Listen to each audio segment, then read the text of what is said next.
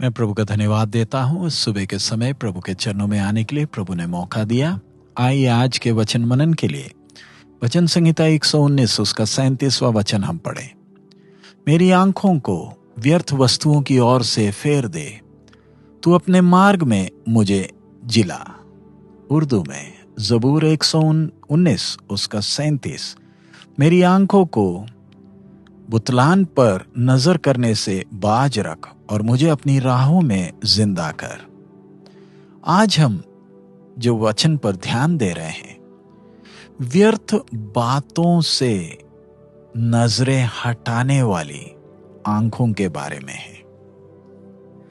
यह भजन संहिता किसने लिखा है स्पष्ट नहीं है, लेकिन वचन के पंडितों को उनका विचार है कि ये भजन संहिता लिखने वाला कोई एक नौजवान है जो अपने जीवन के कष्ट और सताव के बीच में भी परमेश्वर के वचन को महत्व देता है।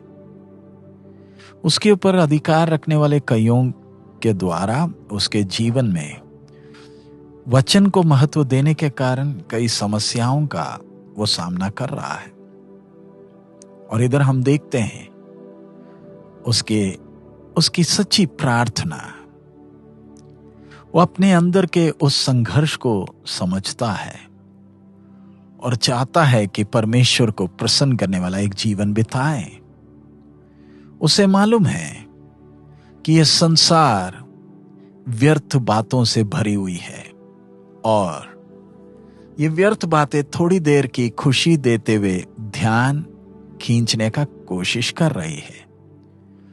लेकिन उसके सच्चे दिल की प्रार्थना यही है कि हे प्रभु, मेरी आंखों को इन व्यर्थ बातों से, व्यर्थ वस्तुओं की ओर से फेर दे। भजन संहिता लिखने वाले ने शायद अभी तक पाप नहीं किया, लेकिन उसे मालूम है कि अगर ये व्यर्थ बातों को वो देखता रहे तो दुश्मन तो उसके लिए फंदा डालेगा ताकि वो परमेश्वर के वचन से हट सके। और वो चाहता है कि वो परमेश्वर के मार्ग में चले ताकि वो संगति के आनंद को अनुभव कर सके। क्या प्रार्थना है दिल की गहराई से। आइए हम अपने आप को जांच कर देखें, क्या हमारे जीवन में भी अपने मसीह जीवन के विषय में हमें वो गंभीरता है। हमने तो पुराने नियम के संतों से ज्यादा परमेश्वर के क्रूस पर परमेश्वर के प्यार को हमने चखा है। हमने पानी में बपतिस्मा लेकर अपना जीवन, अपना ये शरीर भी प्रभु के हाथ में सौंपा हुआ है। लेकिन क्या हम अपने नजरों को ध्यान देते हैं? क्या मेरी नजरें इस संसार की व्यर्थ बातों में लगी हुई हैं? हमें शायद लगेगा कि ये संसार की व्यर्थ बातें कोई बड़ी बात थोड़ी है, पर ध्यान रखें, पहला आदमी जब अदन बगीचा में गिरा वो भी इन आंखों की लालसाओं में ही फंसा था। भले बुरे का ज्ञान का वृक्ष जो अदन बगीचा के बीच में था, पहले आदम और हव्वा ने कई बार देखा होगा, लेकिन जब दुश्मन का तीर हव्वा के अंदर लग गया तो उस पेड़ का फल आकर्षित लगने लगा और उस आकर्षण ने धीरे धीरे उनको पाप की ओर लेकर गया और परमेश्वर की आज्ञाओं का उल्लंघन किया।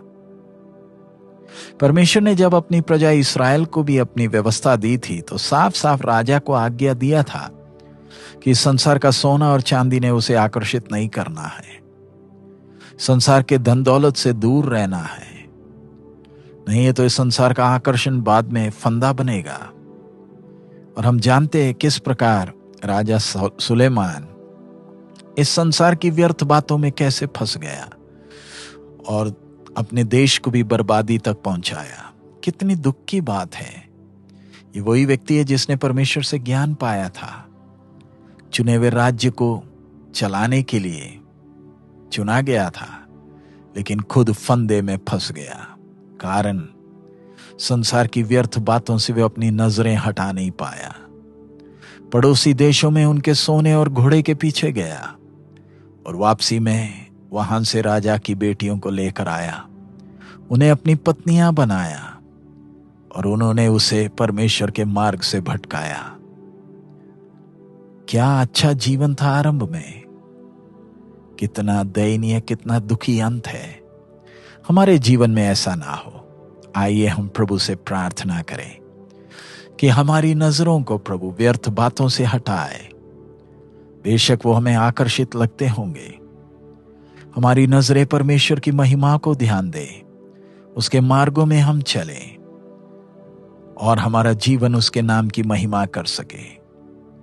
हमारी नजरें स्वर्ग के उस अनंतकालीन चीजों को ही देखते रहें, उनकी खूबसूरती को सराहें। संसार थोड़ी देर का सुख देगा, लेकिन हमेशा का नाश है। परमेश्वर हम एक एक को सहायता करे ताकि हम अपने मसीह जीवन में ध्यान से आगे बढ़ सकें। आइए हम प्रार्थना करें। हमारे अनुग्रहकारी दयालु पिता, हम आपका धन्यवाद देते हैं इस समय के लिए। प्रभु, आपके वचन के लिए धन्यवाद। प्रभु, जब आपका आगमन नजदीक है, संसार प्रयास करता है हमें अपनी ओर खींचे। विनती करते हैं बाप, ध्यान से चलने के लिए हमें सहायता कर।